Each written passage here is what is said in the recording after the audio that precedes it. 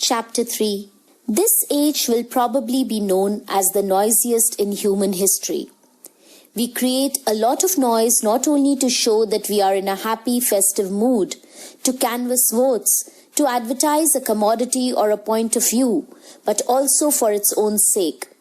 Noise is the greatest bane of modern life.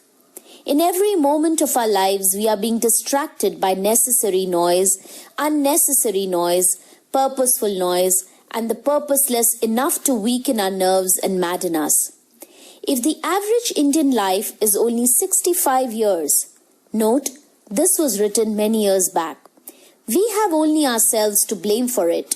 The noise in and around us is wearing us out at a terrific pace. Someone noted recently that present-day babies are peculiarly loud-throated. They look elegant and sweet, no doubt, but the moment they open their mouths, they let out a shattering volume of sound. School teachers do their best from the beginning by ordering every few seconds in the classroom, silence, silence, but it does not appear to have any effect on children. They remain the noisiest creatures on the earth.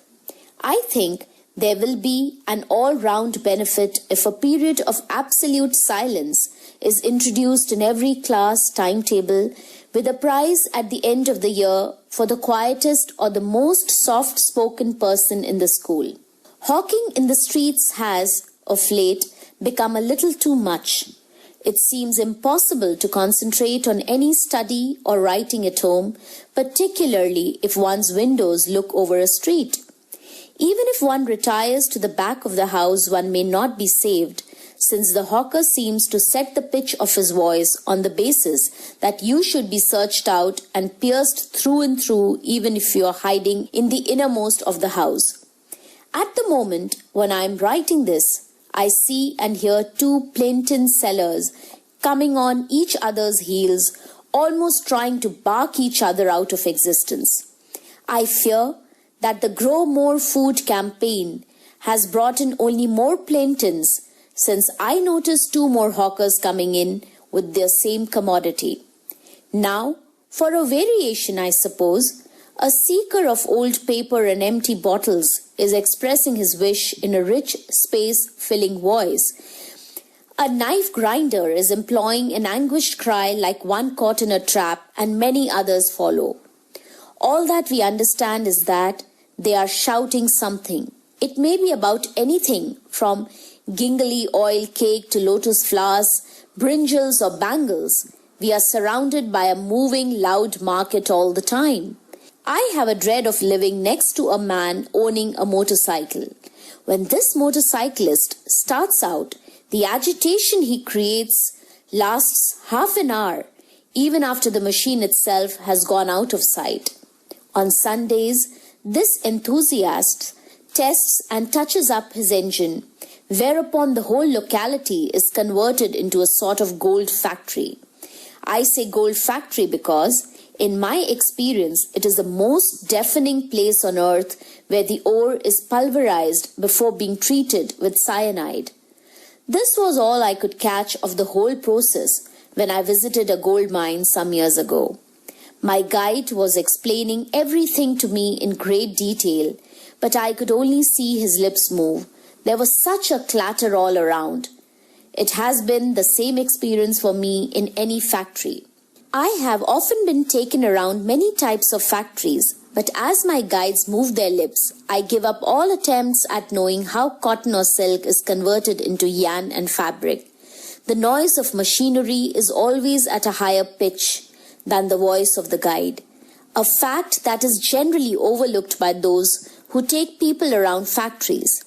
While all the explanation is going on, my mind keeps feasting on visions of a zone of silence. I abandoned a very comfortable house once because of a neighbor who switched on his radio every morning at 5, long before even the gates were unlocked in any radio station. The result of such an early switching on was that the radio kept up a sort of humming, a most harassing accompaniment, unbroken like the humming of 1,000 bees.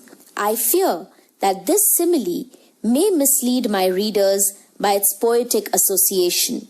But far from it, this humming was like the skewering of one's brain by many instruments of torture, something like a pneumatic drill operating at one's temples.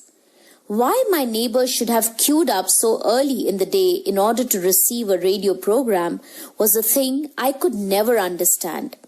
Its only effect was to make me get up early, since I did not like to lie in bed wallowing in uncharitable neighborly thoughts the first thing in the day.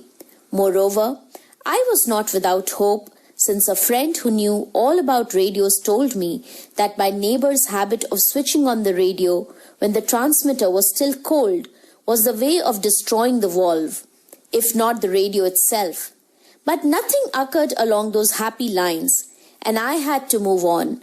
I sometimes feel that God, who constructed the human body with so much forethought, seems to have become weary when he came to the ears, and left them as the most vulnerable portion of the human body.